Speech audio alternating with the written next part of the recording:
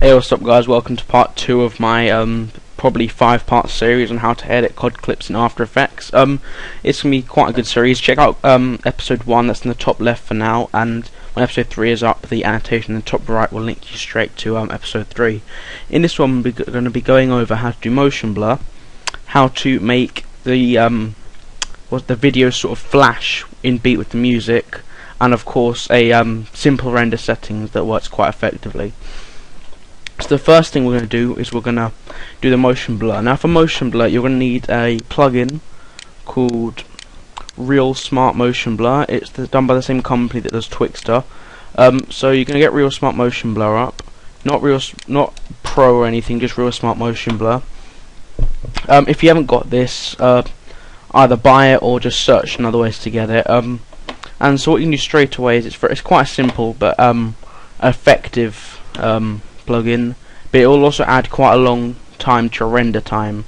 So if you've got time to spare, put this in. If not, don't. So what you're going to do is you're going to make your blur amount 1. This is my personal preference, which I think looks the best, and do the sensitivity to 100, and then the alternate motion thingy, SCR, I'm not completely sure what that means. You just change that to your video file, and now if you look, you can see there's a cool motion blur that looks really good when the video is played at full speed. Let me see if I can just do a quick RAM preview of part of it, and you can see what it looks like. So the next part, obviously, we're going to be doing is the making the lights flash to the beat. I don't really think that adds much time to a render time, but it makes it look quite effective.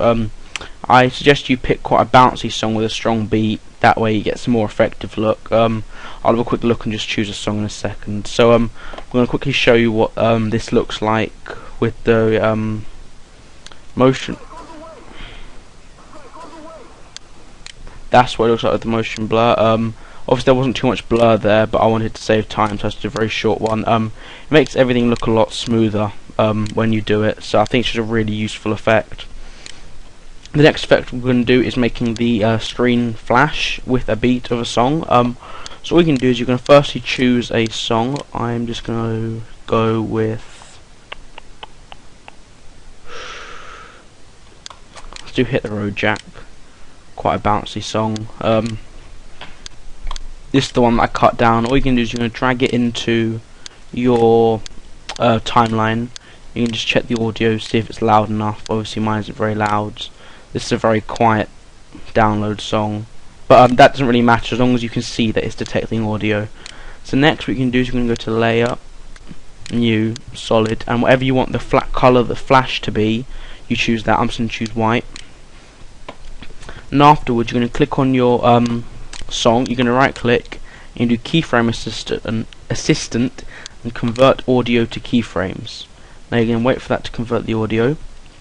You're then going to go to your audio amplitude and just drag it under the video file just for simplicity purposes, and you're going to go to Effects and have those down there. Next you're going to go to your white solids, you're going to transform, and on opacity you hold the Alt button and click it. Now this should go red and you get this expression opacity, which is the type of opacity. And what you're going to do is you're going to get the parenting option, and you can drag this down to the left channel on the audio amplitude. So you're going to bring that down a bit to the slider. Sorry, I messed it up a bit. You go to the left, you go to the audio amplitude, effects, left channel, and get the slider, which is also keyframed, and you drag the parenting tool onto the slider, and that's it. That's how you do it. It's very, very easy. Now if you look, the screen does flash with the thing. Let me just do another RAM preview. 1 second. I don't know if you'll be able to hear the audio for the song, but I'll just tell you if it's working or not, and you'll have to trust me. Let me put it on half. Let's do a quick RAM preview.